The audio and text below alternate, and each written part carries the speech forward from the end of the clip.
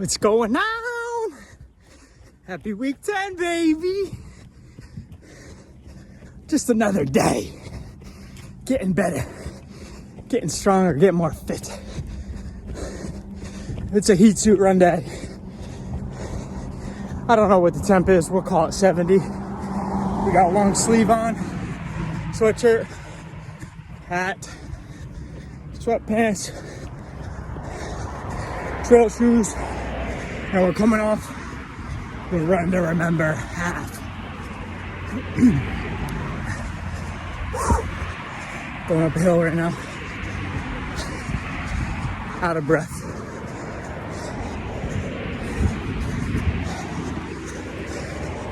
Doesn't get much better than this. I'm truly inspired by Kim and Kendall's Go One More Backyard Ultra Performance. That shit was crazy. Battling it out. Two guys, 235 plus miles. Both gunning for top dog, only to be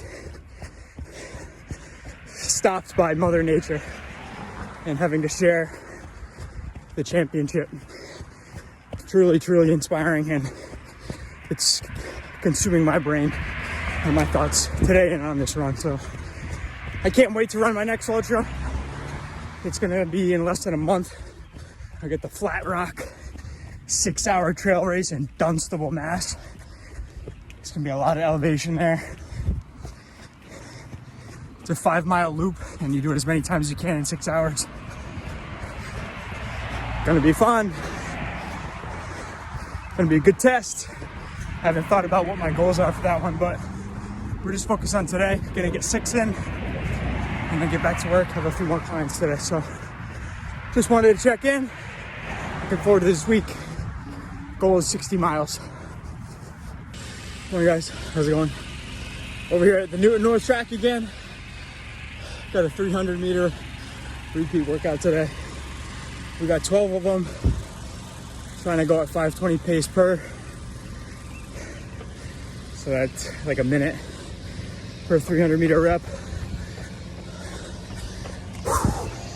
I've only done 2 and I'm already gassed. Two solid start, 59 and 57 seconds. Reps 3 and 4, 57 and 56. Whew. Laps 5 and 6, 58, 56. 6 left. We don't get tired. 5, 7, 8, 55 and 56. All right, 9 and 10. 58 seconds and 60 seconds. Let's go. 5, 11, 54 seconds. All right. Last rep, best rep. That was just my fastest. We're going for 53 or better. Come on. That's what it's all about. When the going gets tough, who are you?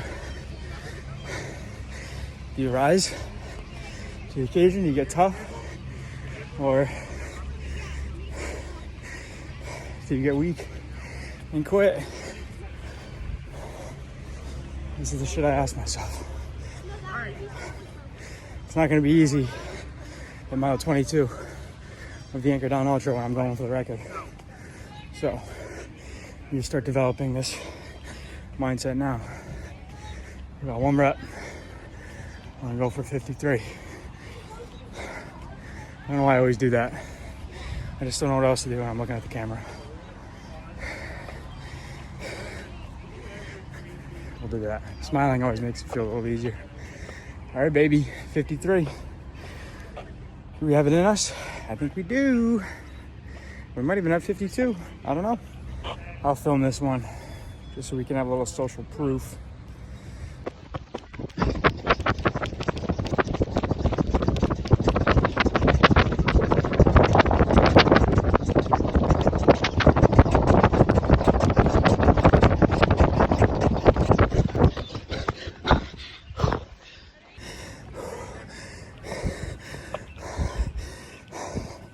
It's all about the little wins.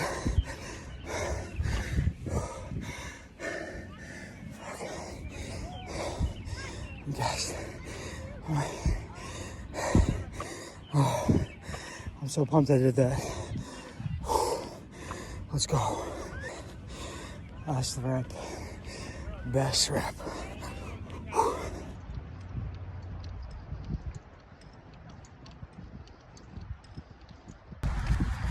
Good morning. Happy Thursday. We're getting 8, getting some easy miles in. Quick update on my body.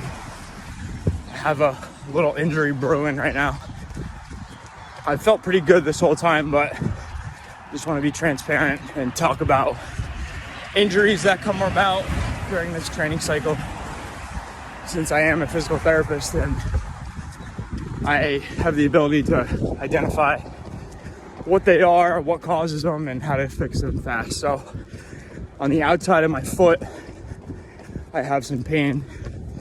It's pain that comes with every contact, every time I strike the ground. Now, this very well could be a stress fracture starting or a stress reaction, which is like an overstress injury to the bone, the 5th metatarsal, which is like the bone below your pinky toe. From every time you hit the ground, I'm a midfoot striker, so I hit that part of my foot every time I strike the ground. I don't think it's that though. I really don't. I think that I eat a good enough diet. I think I have a good enough base of miles and I haven't ramped up enough, and I'm not running, I don't think, enough miles yet. You know, I've been building from 30, 40 miles to, and I'm now doing 55 to 60 miles. I just don't see it. Why I also think it's not a bone stress injury is when I move my pinky toe, I get pain. So that lets me know that it's probably my abductor digiti minimi muscle. Big name for a little muscle. So it's a muscle that helps to kind of move your pinky out to the side. I'm not doing a good job showing that. Basically moves your pinky toe to the side, and it helps a little bit to scrunch your toe. And you know, sometimes these little muscles in your feet can get tired, you know, from all the running you're doing, or they can get beat up from all the trauma of just pounding them into the ground. Another thing I've noticed is when I run on the left side of the road, specifically on a sidewalk where the road is a little bit slanted like this, every time I strike the ground, I can't really point because I don't have anything to hold my phone, but when my foot hits like the outside near where like my watch is, that hurts more because my foot is hitting and then has to roll in. So I think a couple things. I don't think it's my shoe wear either, because I've been really cautious and careful about changing my shoes, rotating them, wearing good shoes, not wearing old ones. I just don't think it's that. But anyways, I want to think about running on the opposite side of the road or running more on flat road. I need to roll out the side of my foot or do some dry needling to that abductor digiti minimi muscle. I know that will help. I've done that plenty of times with other runners, and that's given them some good relief. I should also take a rest day or back off a little bit. Today's not that day. I had to get out and run. I need to do more strength work. I've gotten away from doing lower body strength work. That can help. So if I strengthen my calves, my quads, my hamstrings, my glutes, that will help to take pressure off of my foot and put less stress on those little tiny muscles, the intrinsic muscles in my feet. So there's a lot of things. That's more like root cause, you know. And then I could take like some supplements to ensure that it isn't a bone issue, like a phosphorus or calcium supplement. Make sure I'm getting enough vitamin D in. Sorry, the train's going by. But yeah, just wanted to be transparent with you guys. Like I said, it's kind of like underneath my foot, right in there.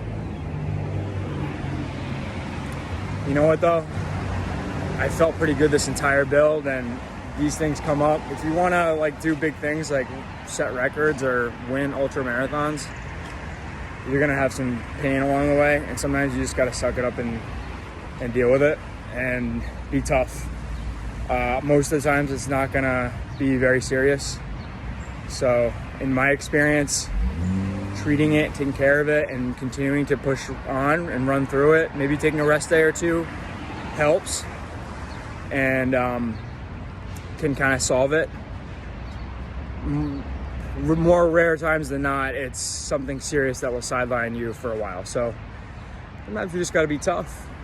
You just got to dig deep and remember our why, and realize that this is not an easy feat, and that running is hard, and that we're athletes, and that athletes sometimes get injured. Sometimes it's not anything you do wrong. It's just when you're in the fight, when you're in the thick of it, when you're in the game, your body's gonna break down in some degree. So that's all I got for today. I'm gonna continue my run. I'm a mile and a half in, almost 2 miles in. I got 6 more to go. So I'm gonna keep this one easy and try to run on the other side of the road today. All right. This just got me thinking. I just finished Bill Belichick's book, The Art of Winning. As a big Patriots fan, I had my eyes on this book, and I was really looking forward to reading it, and it lived up to the hype. I thought it was really good. One of my favorite things that Bill talked about was how he prepared his players for success. Like, he was such a good coach when it came to preparation, and what he did specifically was something he called situational football. And he would basically put his players through the most obscure, weird situations in practice that might come up in a game so that they would be ready. So for example, he'd put the offense on the field and say, all right, there's 3 minutes and 37 seconds left. Ball's on the 40, we're down 9. And then he'd put the pressure on the coaching staff and the players, and then they would be ready for that scenario. Or he'd say, all right, we're up 4 defenses on the field, and the other team is on our goal line with 2 minutes left. He would do things like that. Or he would make them play with wet footballs, or make them play in the snow. Or if they were playing a dome team that week, he would make them play inside and pump loud crowd music to make communicating hard. He would do all these things to make uncomfortable, challenging situations more comfortable for them when they came up in the game, because that's where he believed the games were won and lost. He said everyone's prepared for, 1st and 10. He said that's, in comparison to like business world or whatever, professional life, that's kind of like Monday morning at 9 a.m. Mondays at 9 a.m. might not always be the easiest. They're the most predictable. Everyone kind of knows where they need to be, and it's not very challenging. But like, what about like the night before a big presentation, or what about before a big sale or something? Like, and when I relate this to running and specifically training for Anchor Down, I think about what are the situations that I'm going to see in that race. There's a chance that in the middle of the night it could be monsooning, because it was last year. It could be raining. Maybe I won't be able to have headphones. Maybe my ankle might be sore from rolling it. So that means I should be doing some runs at night in the rain without music, maybe on a sore foot. Got one of those right now. Or maybe, it's going to be mile 83 and it's going to be 95 degrees out. It was like that last year. And, maybe I forgot my water bottle at the last pit stop. So maybe I should go out and do some runs on a hot day in a heat suit with no water. It's things like that. Creating uncomfortable situations for yourself so that you'll be comfortable and ready when they come up. And there's a chance they won't come up, but that's okay, because like Bill says in his book, it prepares you for the next time that they might. I'll be racing after Anchor Down. This isn't the last race of my life, but it's all about that continued growth, that long-term growth. So really great book, and it was cool to hear him talk about that and share all those cool stories behind the scenes of how he got the Pats to the top for so many years. Really recommend that book, and thank you, Bill. You're a legend. Go Pats. And I'll be rooting for North Carolina this year. Happy Friday, guys. Right now I'm doing a fartlek workout. This is a 10-mile run.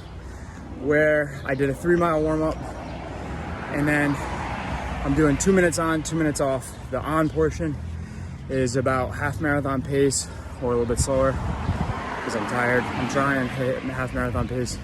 And then the 1 minute off is just a jog. This is definitely more of like an endurance type workout. Definitely speed and tempo run, but I'd say more of endurance compared to like a 200-meter repeat workout, because the rest time is less and we're on the run here. There isn't much standing around other than right now, so I can explain this and take a little bit of a rest because I'm a little bit tired. All right, I need to get back out there, but I just wanted to let you guys know where I was at. It's the middle of the day, it's a little bit warm out. It actually just downpoured, which felt good, but now I'm a little bit heavy. Got like 4 miles left. So another mile, I think, of repeats, fartlek, and then 3-mile cool down. Come on now. Come on now. All right, fartlek workout done. Just a quick update on my foot. I know many of you were terribly concerned and just losing sleep about how I was doing. So I just wanted to give you an update.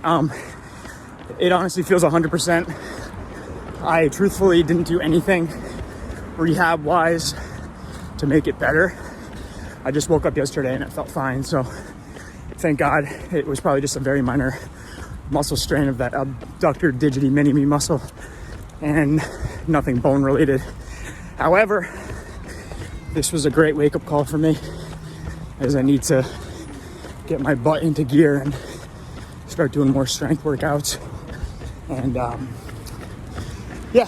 just stay on top of keeping my feet strong, my ankles and calves strong, my legs strong.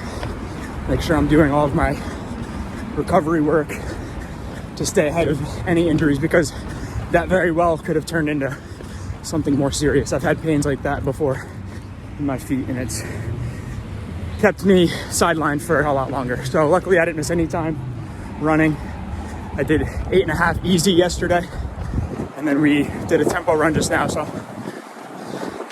back at it. Sometimes we just get little bumps in the road. If it were easy, everyone would do it. It's not always going to feel comfortable and nice.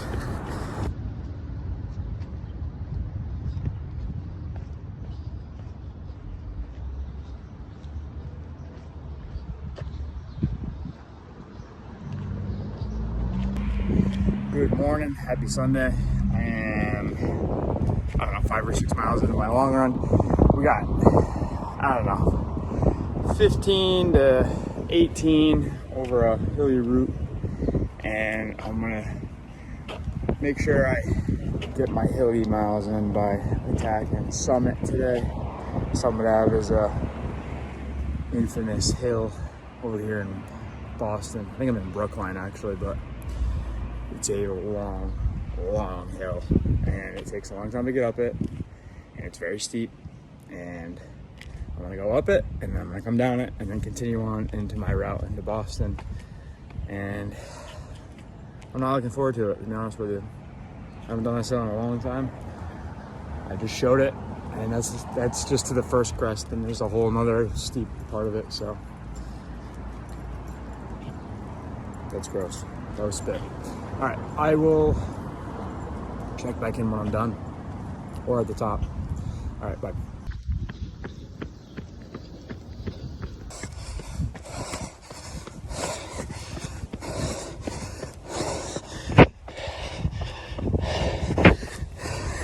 We're getting there. I got Flat Rock Trail Race in 3 weeks. 500 feet of elevation for every 5-mile loop. I better be ready for hills. No excuse not to hit this once a week. I'm still not there.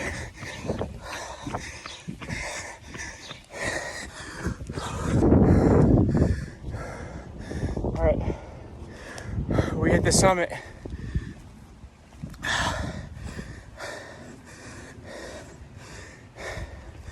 That'll get you breathing heavy.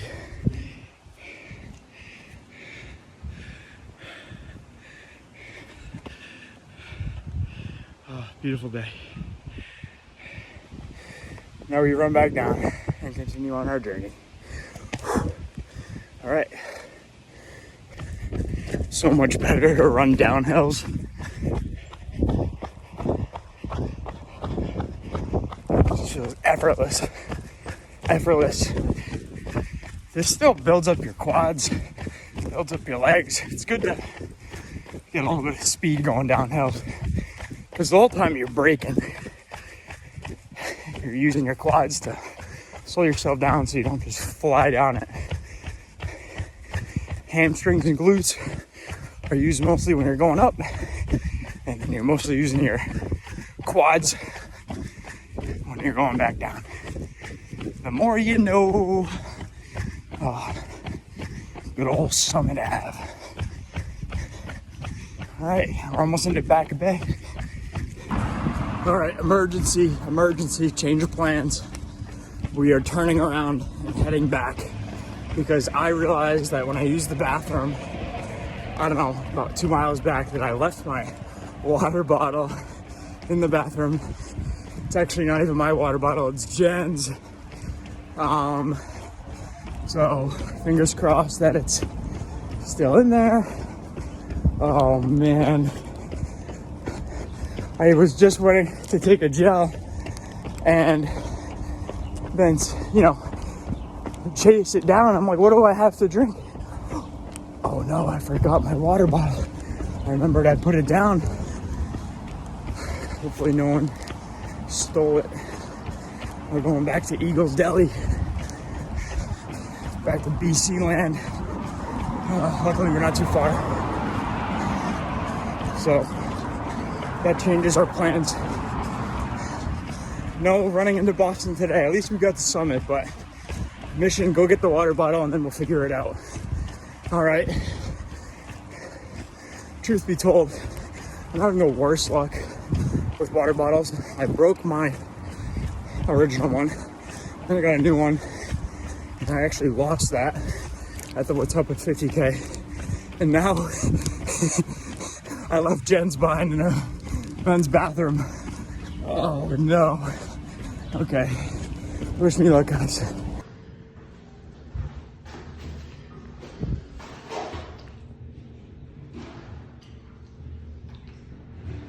Is that gross? I don't think anyone drank it. Woo! I got it back, babe. We're all good. I love you. Over here in Wellesley, we're running all over the place today. Boston, Brookline, Newton, Wellesley, hill chasing. Closing in on 20 here. About to hit 17. And we just got an easy 3 left.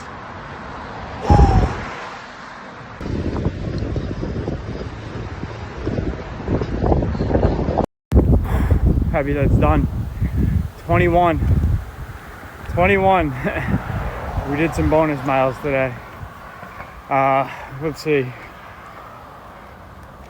21.02 miles, 8:19 pace, 2 hours, 54 minutes. I think I got 1,200 feet of elevation and change. That's pretty good. Average heart rate was 133. Definitely took some breaks, so that elapsed time is going to look a little different, and that elapsed pace will too, but that's okay. We're just out here for time on feet and to just enjoy ourselves and get it done. We're not looking to break any records out here on an easy run. So, man, I honestly feel like if I go at that pace, I could run forever. Like, it's more mentally taxing than anything. Like, you just get bored.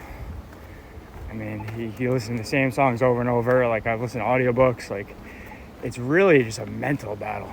Like, my legs started to get definitely a little bit sore at the end, but really not that bad, which is a good sign because I'm going to be going slower with more walk breaks and in a race environment at Anchor Down. So I think I'm in a great spot. I mean, 21 has never really felt that easy. I did feel like quitting at 10, but again, only because I was bored. It wasn't because I was hurting or in pain. I just was like, man, I would rather be doing something else. But that's why, running can be so challenging. Like, I love this feeling now, and I love the feeling of winning and competing and, being in good shape, and the benefits you get from discipline. But getting up, getting out the door, and then like pushing through the long runs, and that's what's tough. But that's where the rewards come from. So that's enough blabbing for me for this week. I will be checking back in next week for week 11. Stay tuned, like and subscribe if you are a fan.